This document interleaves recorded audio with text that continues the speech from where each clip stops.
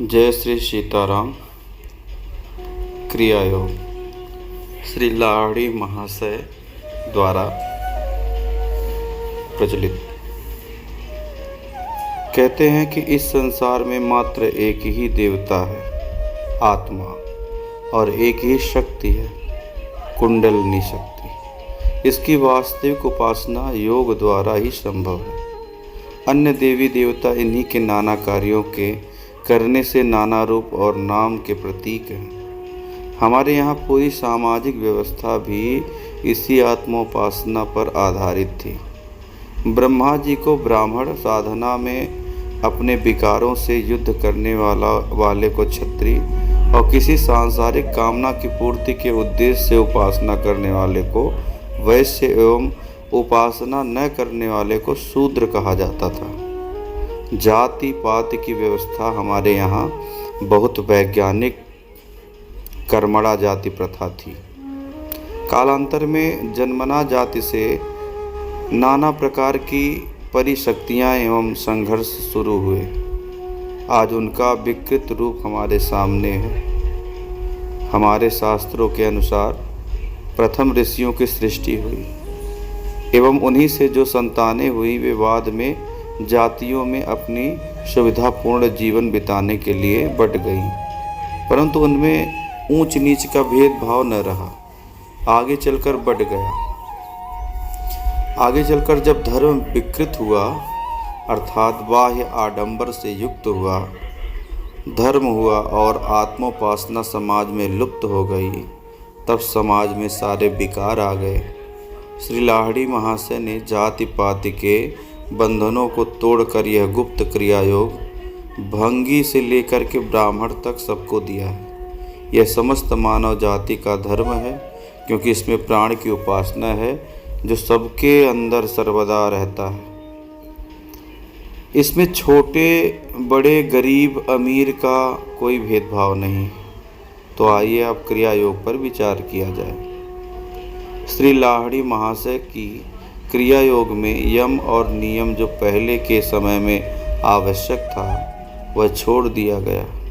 उन्होंने कहा कि यम नियम सही रूप में पालन करने के पश्चात यदि दीक्षा दिया जाए तो समय कम मिलेगा और लोग यम नियम का सही रूप से पालन भी नहीं कर पाएंगे। अतएव यम नियम पर वे जोर नहीं दिए। उनका मानना था कि जब क्रिया से मन स्थिरता की ओर जैसे जैसे अग्रसर होगा, ये यम और नियम अपने आप पूर्ण हो जाएंगे।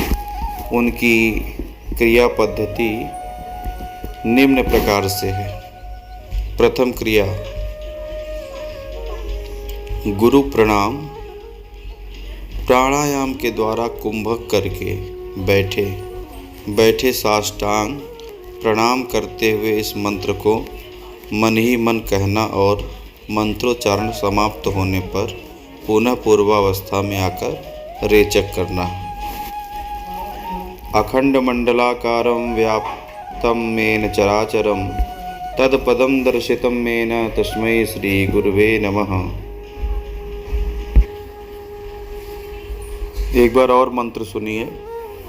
अखंड मंडलाकारं व्याप्तं मेन चराचरं तत्पदं दर्शितं मेन तस्मै श्री गुरुवे नमः। किसी आसन पर पद्मासन या सिद्धासन या स्वस्तिकासन जो सुविधाजनक हो बैठ करके गुरु को प्रणाम करना होता है। बैठने के समय यह ख्याल रहे कि मेरुदंड अर्थात रीढ़ की जो हड्डी है वो सीधी हो। गीता में लिखा है समकायो शिरोग्रीवा अर्थात मस्तक, गर्दन और पीठ एक सीधे में हो, झुक करके न बैठें। गुरु को प्रणाम करने के बाद कार्य आरंभ होता है एवं सभी क्रियाओं को करने के पश्चात पुनः आसन से उठने से पहले गुरु प्रणाम किया जाता है। दूसरा खेचरी मुद्रा है। हमारी इंद्रियों में रसनेन्द्री अर्थात जिह्वा बहुत चंचल होती है, अतः इसे संयमित करना सर्वप्रथम आवश्यक है। इसमें जिह्वा की जड़ता को समाप्त करने के लिए कुछ उपाय लाहिड़ी महाशय बताते थे। उन उपायों से जिह्वा के नीचे की जो पतली सी नस हो, जो उसे नीचे से जबड़े से जोड़ती है, उसे समाप्त कर दिया जाता है। उपनिषदों में छेदन आदि कष्टकारक पद्धतियाँ दी गई हैं, परंतु श्री लाहिड़ी महाशय जी ने इनकी सरल पद्धति बतलाया है। जब जिह्वा की जड़ता समाप्त हो जाती है, तब वह तालु के ऊपर भीतर ही भीतर चली जाती है। इस क्रिया की कोई संख्या निश्चित नहीं है, फिर भी कम से कम 100 बार जरूर चाहिए, अधिक जितना चाहें कर सकते हैं। जब जीभ भीतर प्रवेश कर जाती है, तब यह क्रिया करना छोड़ दिया जाता है। इस क्रिया को करने से क्या लाभ है? जीभ तालु मूल में प्रवेश कर जाने पर प्रथमतः वाक् संयम होता है।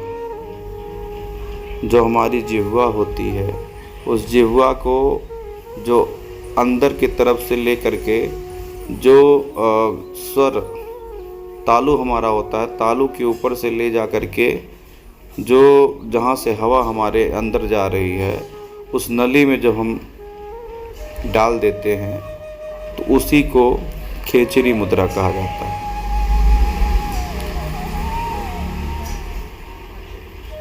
जीभ को भीतर रख लेने पर आप बोल नहीं पाएंगे, अतः बेकार के वार्ता और बातचीत से बच जाएंगे। अधिक बोलने से शक्ति का क्षय होता है और मन भी चंचल होता है। कामना वासना का ह्रास होता है। जीभ को कामना वासना का प्रधान द्वार माना जाता है। माँ काली की लंबी जीभ हमें यही बताने के लिए दिखाई गई है कि माँ काली रक्त वीर्य असुर का वध अपनी लंबी जिह्वा पर किया था। यह एक रूपक मात्र है। वास्तव में उनसे यही दर्शाया गया है कि अपनी रचना को लंबी करके उसको तालु कुंवर में स्थापित करने पर कामना और वासना रूपी रक्तवीर्य असुर का नाश हो जाता है। सोचने की बात है कि जगत जननी के लिए सभी देवता, असुर एवं मानव आदि पुत्र हैं उनके, इसलिए माता पुत्र का वध कैसे करेगी? जब साधारण माताएं ही पुत्रवध नहीं कर सकती, तो यह तो सारे संसार की माता है। अतः यही निर्देश ऋषियों ने दिया है कि खेचरी सिद्ध करो और कामना वासना को जय करो। ग सोम रस का पान। जब जिह्वा तालु में प्रवेश करती है, तब सहस्त्रार से विलंबित सोम रस, जैसे अमृत या गुरु चरणोदक भी कहा जाता है, उसका स्वाद मिलता है। अधिकांश यह स्वाद मधु जैसा होता है, अर्थात मधुर होता है, मीठा होता है। कभी कभी घृत जैसा स्वाद भी आता है। यह रस पान करने पर एक विचित्र नशा जैसा होता है। इसमें मन मस्त होकर के स्थिर हो जाता है। शराब के नशे से बुद्धि विकृत हो जाती है, परंतु इस नशे से बुद्धि और मन स्थिर रहते हुए जागृत भी रहते हैं। खेचरी मुद्रा का महत्व अनेक साधनों के बहुत अधिक कहा गया है। महायोगी गुरु गोरक्षनाथ कहते हैं कि न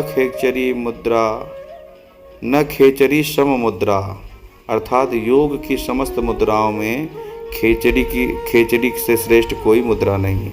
इस खेचरी की अनेक व्याख्याएं हैं, जैसे तंत्र का मांस भक्षण, चूँकि जीव पूरी मांस की बनी होती है, इसलिए उसको भीतर प्रवेश करने को मांस भक्षण से तुलना की गई है। महात्मा कबीर भी अपने एक शिष्य को खेचरी समझाते हुए कहते हैं कि जाओ भिक्षा मांग कर लाओ, आज मेरा उपवास है, उसी भिक्षा से उपवास समाप्त करूँगा। कबीर कहते हैं, पहली भिक्षा मांस की लाना, जीव जंतु के पास न जाना, जिंदा मुर्दा छोड़ के लाना हांडी भर के। अब भला बताइए कि जीव जंतु के पास बिना गए मांस कहाँ से मिलेगा? जिंदा या मुर्दा दोनों मना करते कहते हैं और हांडी भर के लाने को कह रहे हैं। शिष्य की समझ में गुरु की खेचरी करके जीव का मांस स्वयं भक्षण का संकेत समझ में नहीं आया। वह जब घूम घाम करके खाली हाथ आया तब उन्होंने समझाया कि खेचरी ही मांस भक्षण है। माँ शब्दे रसना गया तद अंशम रसना प्रिय स यो भक्षये देवी समवंत मास साधक। शिव संहिता में ऐसा कहा गया।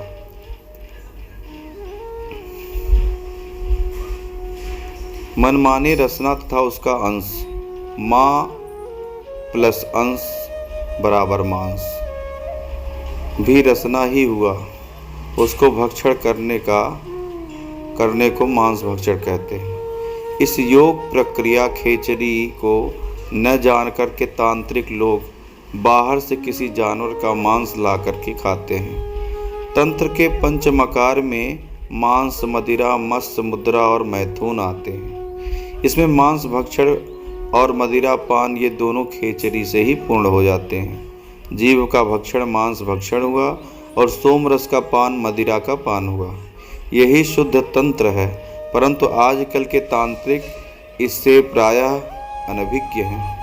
मत्स्य और मैथुन प्राणायाम द्वारा होता है। इसे प्राणायाम वर्णन के समय लिखा जाएगा। मुद्राएं तो योग में बहुत हैं, उनमें से जिस किसी को ले सकते हैं उन्हीं रूप को अज्ञानतावश न समझ पाने से पश्चात इतिहासकार आर्यों को मदिरा और मांस खाने वाले लिख मारे हैं। सांडिल्योपनिषद में महर्षि अर्थात सांडिल्य ऋषि को कहते हैं, हे सांडिल्य तू खेचरी मुद्रा को भज।